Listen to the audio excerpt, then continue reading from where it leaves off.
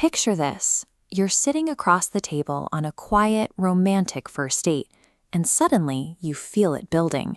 You lock your jaw, your cheeks puff out, and you use every ounce of willpower to hold back a massive burp.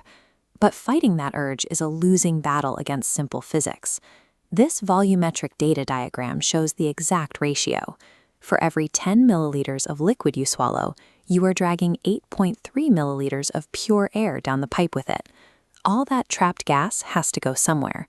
Without an escape route, that continuous accumulation of air would inflate your stomach like a biological balloon, stretching the delicate tissue until it became agonizingly painful. A burp is a highly sophisticated, involuntary pressure release system. Your body is forcefully venting the pipes to keep your internal anatomy intact. To manage all this incoming air, your digestive tract operates using specialized hardware. Your esophagus is a biological pipeline equipped with two primary pressure valves, the upper esophageal sphincter at the top of your throat and the lower esophageal sphincter right at the entrance to your stomach. Sometimes the air you swallow never even makes it to your stomach.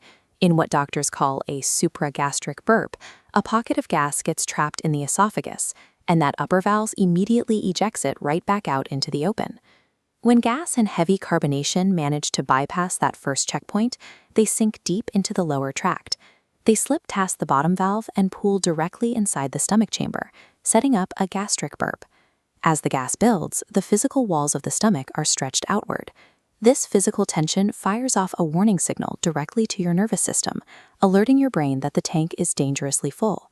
The nervous system responds by forcing that lower sphincter to temporarily relax. The trapped gas then shoots upward through the esophagus in a high-pressure stream, clearing the system entirely. Together, these two sphincters act as an automated failsafe. They constantly monitor and regulate your internal biological pressure so you can comfortably eat, drink, and speak. Of course, mechanical valves can malfunction. If that lower sphincter is too weak or loose, it allows corrosive stomach acid to sneak up the pipe alongside the escaping air. This creates the painful burning sensation we know as acid reflux.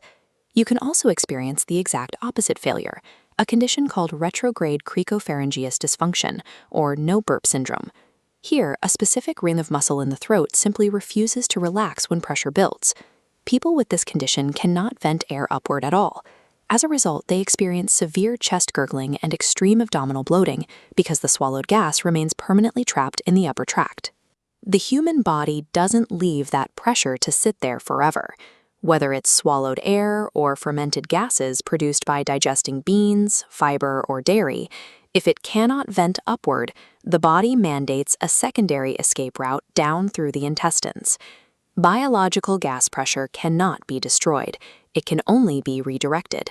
When the upper valves fail, your body will inevitably force that exact same pressure out the lower end of the digestive tract. The amount of pressure our bodies deal with is largely determined by our daily habits.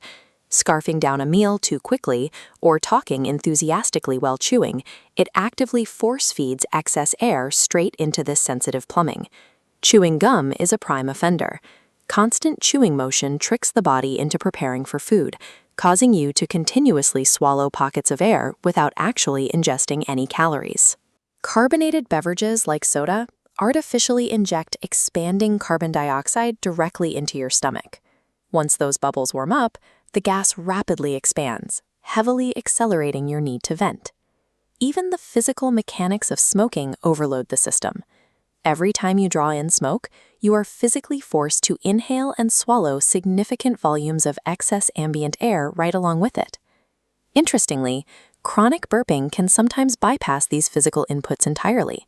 Subconscious stress and severe anxiety can trigger a condition called aerophagia, where nervous tension causes you to involuntarily gulp air throughout the day. When simple lifestyle changes fall short, humans have historically relied on chemistry. We have been seeking medical remedies to soothe this painful pressure and acid buildup for decades. So think back to that quiet, high-stakes first date.